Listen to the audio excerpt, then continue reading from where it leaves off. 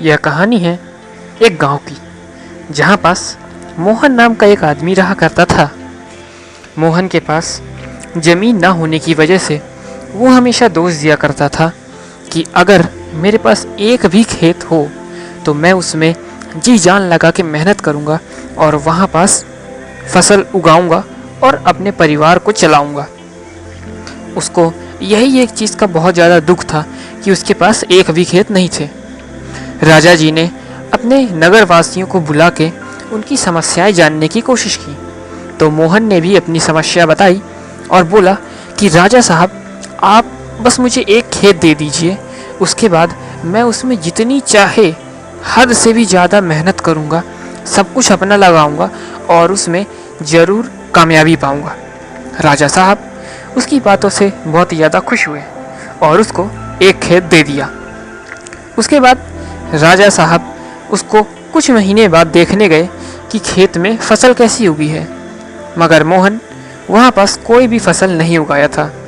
राजा साहब उसको देखते हुए बहुत ज़्यादा अचंभित हो गए कि ये क्या, तुमने तो बोला था कि अगर मैं तुमको खेत दूंगा तो तुम वहाँ पास फसल उगाओगे।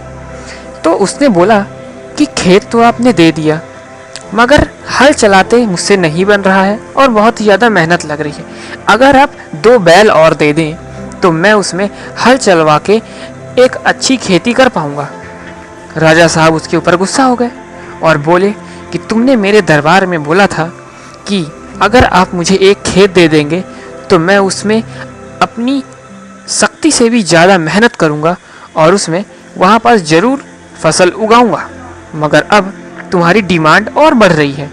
इसका मतलब कि तुम एक आलसी और एक ऐसे इंसान हो जो कि परिस्थितियों को सिर्फ और सिर्फ दोष देना चाहते हो, और उससे वो एक खेत भी छीन लिया गया।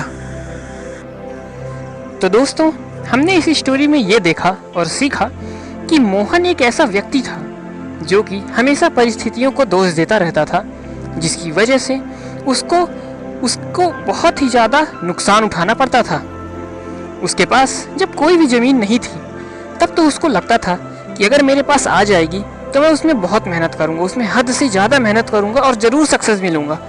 लेकिन जब उसके पास ज़मीन आई, जब राजा साहब ने उसको ज़मीन दी, तो उसने उस हिसाब से मेहनत नहीं की। ये उसने बहुत गलत किया, जिसकी वजह से उसको नुकसान हुआ और उसको वो दी गई ज़मीन भी छीन ली गई।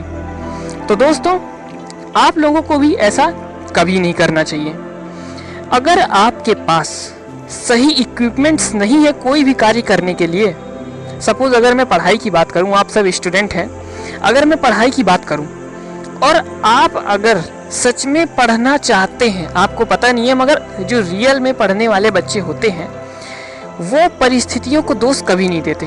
वो किसी भी कंडीशन में हो, कैसे भी कंडीशन में हो, वो पढ़ाई करने का अपना जरिया निकाल ही लेते हैं। तो आप अगर परिस्थितियों को दोष देते हो कि आज मेरे साथ ऐसा हुआ इसलिए मैं पढ़ नहीं पाया, आज मेरे साथ वैसा हुआ इसलिए मैं पढ़ नहीं पाया, तो यार देखो, ये गलत बात है।